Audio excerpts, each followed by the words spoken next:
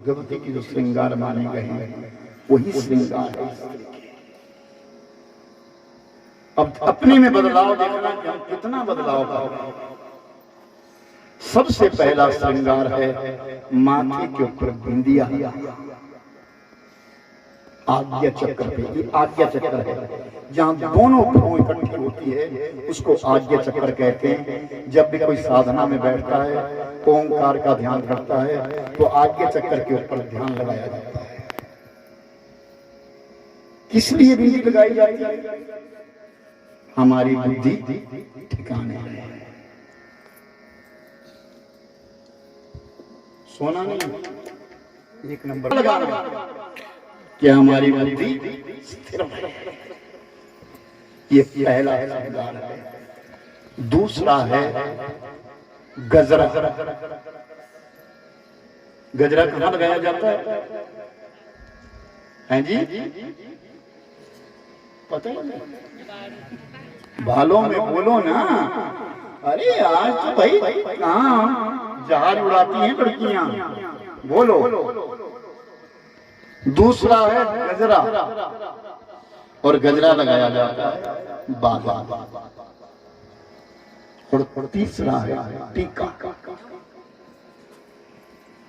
टीका कहाँ लगाया जाता है? सीधा मांग में। तीसरा टीका लगाया जाता है, और चौथा है सिंदूर। पति की लंबी आयु के लिए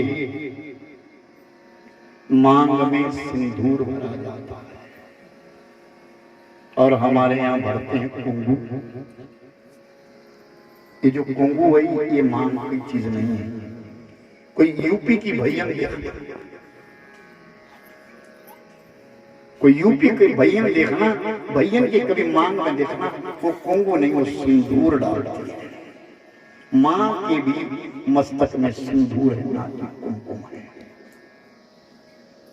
किस लिए?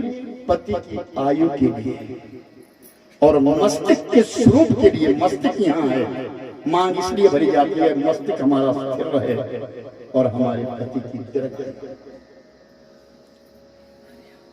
एक दिन सीता मैया अपनी मांग भर रही थी और मांग में वो सिंदूर डाल रही थी। तो हनुमान जी ने सामने से देखा, मां ये तुम क्या कर रही हो? ये सिर में सिंदूर क्यों लगा रही हो? मैं अपने पति की दीर्घायु के लिए सिंदूर लगा रही हूं। तो हनुमान जी ने एकदम छुड़ाया, तूने अपने मस्तक में लगाया, मैं अपने सारे शरीर में लगा लूंगा, मेरे प्रभु की लंबी आयु हो जाए। बोलिए हनुमान जी महाराज। हनुमान जी को कुंगू नहीं चढ़ता, सिंदूर चढ़ता है। और हनुमान जी के दो बार, एक मंगलवार और दूसरा शनिवार।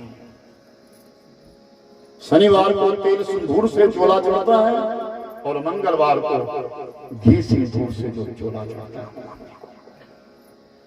चोला चढ़ाने का अर्थ कपड़ा नहीं है, चोला वही है जो सिंदूर का चोला चढ़ाया जाता है। तो ये पति की दीर्घायु के लिए माताएं बहनें चौथा श्रृंगार है कि वो अपनी मांग में सिंदूर भरे। ये चौथा श्रृंगार है। और उसके पश्चात है पांचवा श्रृंगार, कज्जल। आंखों में कज्जल।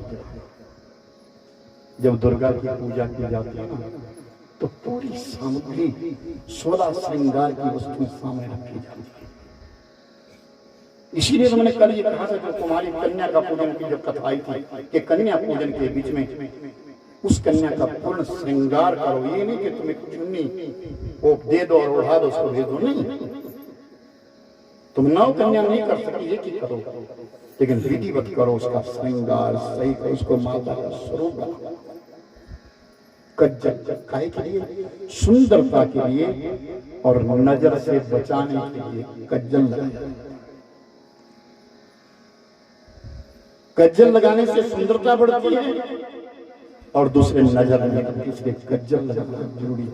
सुरमा लगाया करते थे लोग पहले, सुरमा। किसी को याद है जब सुरमा डालते थे आंखों में? सुरमा थोड़ा सा भी कुछ, अरे सुरमा स्लाइड लानी और करके सुरमा,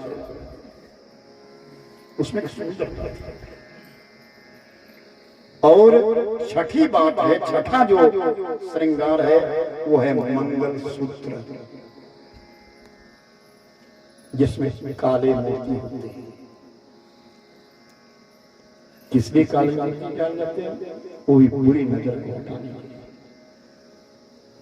आज एक दिन को एक लहंगा लेते हैं, लगन लगाने के लिए बिटिया लहंगा लेती है और लहंगे की कीमत 50,000, 60,000, लाखों में है।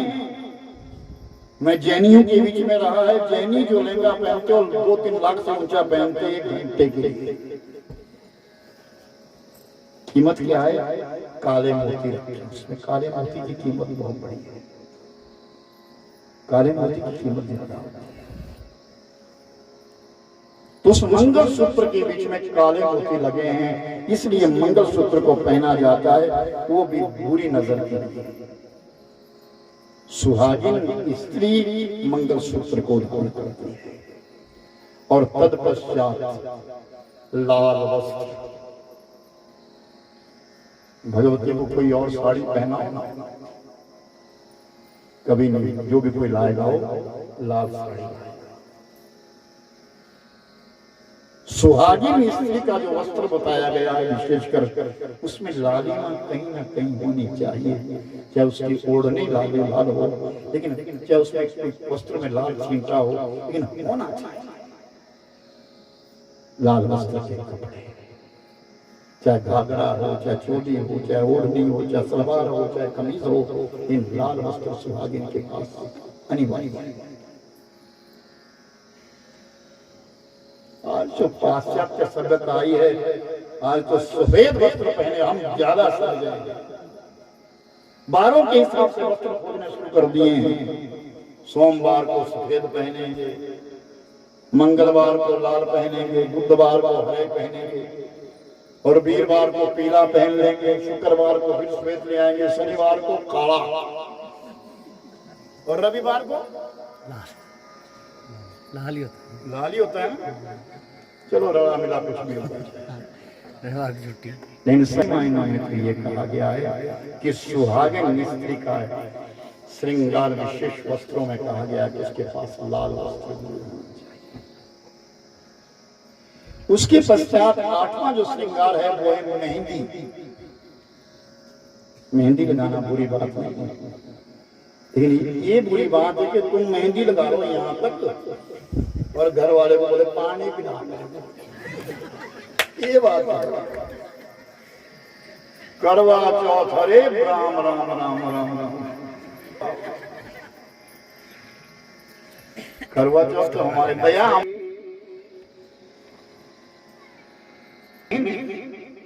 मेहंदी भी पति से अधिक प्रेम करने के लिए मेहंदी लगाई जाती है, प्रीति करने के लिए। इसका एक तस्वीर बना है कि अपने हाथ में अपने पति का नाम लिखती है कि मेहंदी खूब लगी, हमारा पति हमसे बहुत प्रेम करता है। लेकिन ये सही कहा है, ये शास्त्रों का आदेश है कि पति से अधिक प्रेम करती है। और विशेष बात, मेहंदी लगाने से बीमारियां कम होती, वो औषधि। पाँव में मेहंदी लगाना, अब आप सोचिए जब पाँव बढ़ जाता है तो हमारी माता तो हमारे पाँव में लगा देती थी मेहंदी के निचले तलुए में। पाँव सिर के ऊपर पिंडी रख दो, मेहंदी की पिंडी रख पाँव। ये औषधि है कि मेहंदी के पत्ते में लाली है, दिखती वो नहीं। उसी प्रकार संसार में हवा है, वो सूरत दिखाती है। मेहंदी औषधि है, उसको औषधि के रूप में लगाओ। लेकिन ऐसा नहीं कि तुम पूरे पूरे हाथ को ऊपर तक लगा दो फिर पानी बन पिला। बात तो सही है। कभी कभी तो सिर में लगाते हैं, ऐसा सुना है सिर में अनेक बीमारियों को दूर करती है। और 9वां जो श्रृंगार है वो है बाजूबंद। बाजूबंद जो हाथ में पहने जाते हैं। उस बाजूबंद के बीच में वो धातु का बना है, सोना है, चांदी है, तांबा है, पीतल। लोहे का कड़ा पहनना उत्तम नहीं माना गया है। लोहे का कड़ा पहनना तो केवल ग्रह नहीं पहना गया। बाकी जो श्रृंगार में कहा गया वो बाजूबंद जो है वो शरीर को स्पर्श करता है, बारंबार धातु स्पर्श करती है, वो भी अनेक बीमारियों को रोकती है। सोना हमने पहना और सोने से नहाएंगे, सोने का पानी ऊपर गिरेगा। चांदी पहना होगा, चांदी का पानी ऊपर गिरेगा। वो हमारे स्वास्थ्य का लाभ, हमारे स्वास्थ्य के लिए।